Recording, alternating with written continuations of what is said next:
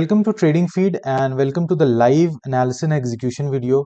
सो आज के इस ट्रेड में हमारा जो स्टॉक है दैट इज हिंडाल्को इंडस्ट्रीज। हमने इंडियन मार्केट का ये ट्रेड है हमारा। तो हमने ये स्टॉक कैसे फाइंड आउट किया, क्या एनालाइज किया, कैसे एग्जीक्यूट किया, ट्रेड को कैसे प्लान किया, मैनेज किया, इस सारी चीज़ों को जानेंगे। So stay tune.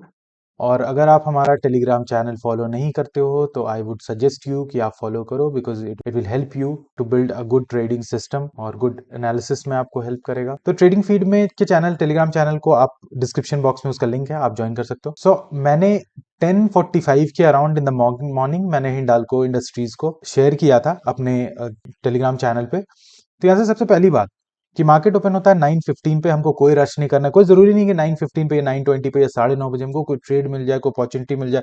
It's not possible. नहीं मिले तो we don't have to rush, ठीक है। तो हमने आराम से वेट किया, हम 10:45 तक रुके। यहाँ से ये आपको आइडिया मिलता है, एटलीस्ट ये आइडिया मिलता है कि मार्केट में अपनी अपॉर्चुनिटी के लिए वेट करो। मार्केट खुल जाए, आप कहीं भी चले जाओ, इट्स नॉट गुड, ठीक है। तो एक अच्छा चार्ट मुझे मिला, ये चार्ट भी मैं एक्सप्लेन करूंगा।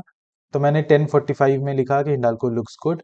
उसके बाद फिर हिंडाल्को में हमारा ट्रेड एग्जीक्यूट हुआ। फिर हमको 9%, 14% आरओआई दिखने को मिला अपने ट्रेड में, और फाइनली हमने 20% का आरओआई बुक किया। और फिर हम ये वीडियो रिकॉर्ड कर रहे हैं।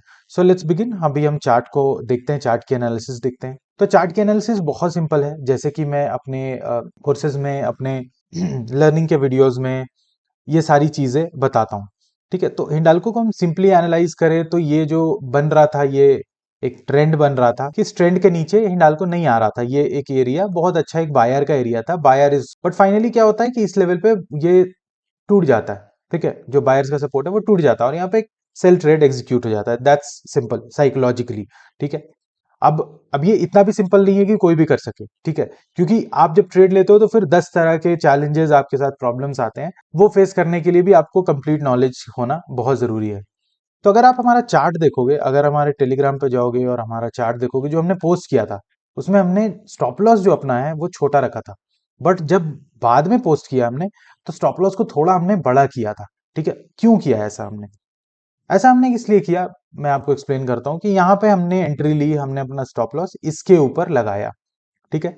और हमने, हमारा जो रिस्क रिवॉर्ड था, इट वाज अराउंड 1:3 का, ठीक है। फिर क्या हुआ, बहुत साइडवेज रहा, साइडवेज रहा। फिर हमको एक कैंडल ऊपर जाते हुए दिखा, ठीक है।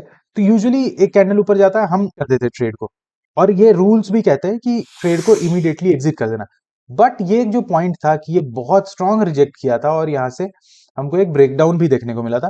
ये लेवल भी बहुत इंपॉर्टेंट था, ये लेवल। तो हमने ये सोचा कि रिस्क हम थोड़ा सा इंक्रीज करते हैं, क्योंकि हमारे पास 1:3 तो है। अगर हमारे पास 1:1 होता और हम रिस्क इंक्रीज करते तो हमारा प्रॉफिट कम हो जाता। तो यहाँ पे 1:3 है हमारे पास, तो हम थोड़ा सा रिस्क अपना इंक्रीज करेंगे तो ये 1:2 हो जाएगा या 1:1.5 हो जाएगा। तो फिर भी हम जितना लॉस एक्सपेक्ट कर रहे हैं उतना प्रॉफिट, उससे ज्यादा प्रॉफिट हम बनाएंगे ही बनाएंगे। तो दिस वाज अवर प्लान, और वैसा ही हमने किया। और सेम चीज हुई कि इसके ऊपर हमको एक ही कैंडल सिर्फ दिखा, और उसके बाद दूसरा कैंडल इमीडिएटली रिजेक्ट किया, और रिजेक्ट करके हमको अपने टारगेट की तरफ। अब मैं चलता हूं, आपको अपना दिखाता हूं। मैंने एक्चुअली हुआ क्या कि मैंने अपना टारगेट जो है वो एज्यूम करके, हमने ऑप्शंस में ट्रेड लिया था, एज्यूम करके हमने जो टारगेट का प्राइस लगाया था वो इसी एरिया पे हिट हो गया, ठीक है। थोड़ा और आ नहीं पाया, बिकॉज हमने थोड़ा मे बी एज्यूम कर लिया कि वो जो पॉइंट आएगा, वो प्राइस आएगा, वो इस जगह पे आएगा, बट वो जल्दी आ गया। तो कोई नहीं, अब मैं आपको ट्रेड के जो फाइनेंशियल पार्ट्स है वो दिखाता हूँ कि क्या लिया हमने, कैसे लिया। अगर आप जाओगे हमारे ऑर्डर बुक में जाओगे और ऑर्डर बुक में जाके देखोगे तो हमने जो ट्रेड लिया था दैट वाज अराउंड 15 रुपये 40 पैसे में हमने खरीदा था इस ट्रेड को, और 18 रुपये 50 पैसे में हमने इसको एग्जिट किया, ठीक है। तो अब हम आते हैं अपने पोजीशन में, और पोजीशन में आके आप देखोगे तो पोजीशन में हमने जो आज का प्रॉफिट बुक किया है दैट इज 4,340 रुपीज। अब 4,340 रुपीज कितना होता है, कम होता है, ज्यादा होता है, क्या होता है? मे बी जो लोग 10,000 कमाते हो पर डे उनको छोटा लगेगा, जो 1 लाख रोज कमाते हैं उनको छोटा लगेगा, ठीक है। बट जो लोग 500, 1,000 रुपए, 2,000 रुपए कमाते हैं उनको बड़ा लगेगा। बट कोई भी प्रॉफिट छोटा या बड़ा नहीं होता है, डिपेंड इस बात पे करती है कि प्रॉफिट आपने कितना कैपिटल यूज करके बनाया है। अगर आपने 1 लाख रुपए यूज किया है और आपने 1 लाख बना लिया तो आपने 100% का गेन किया, दैट इज माइंड ब्लोइंग। अगर आपने 1 लाख यूज किया, आपने 50,000 बना लिया, दैट दैट इज 50%, तो वो भी माइंड ब्लोइंग है। अगर आपने 1 लाख रुपीज इन्वेस्ट किया और आपने 20,000 बनाया, तो 20% आपने बनाया, that is also good. But 1 lakh रुपए इस्तेमाल करके आपने लेट्स से लाइक 1,000 रुपए बनाया, तो आपने 1% का आरओआई बनाया, उसको भी हम बुरा नहीं कहेंगे। और अगर आप कंसिस्टेंसी रखते हो, एक दिन की बात का मैं कर रहा हूँ, ठीक है, तो उसको भी हम बुरा नहीं कहेंगे। तो अब डिपेंड ये करता है कि हमने कितना पैसा यूज किया और कितना आरओआई बनाया है। Let's see.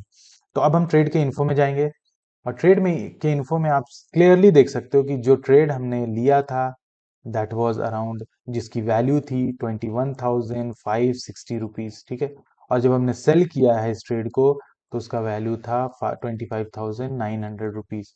मतलब इस ट्रेड में हमने 21,560 रुपए यूज किया है, और इसमें प्रॉफिट हमने 4,340 किया है, जो कि रिटर्न होता है that is 20% in a trade.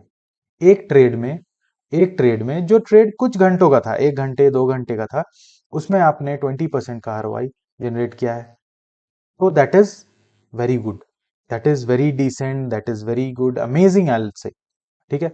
तो दिस इज इंपॉर्टेंट।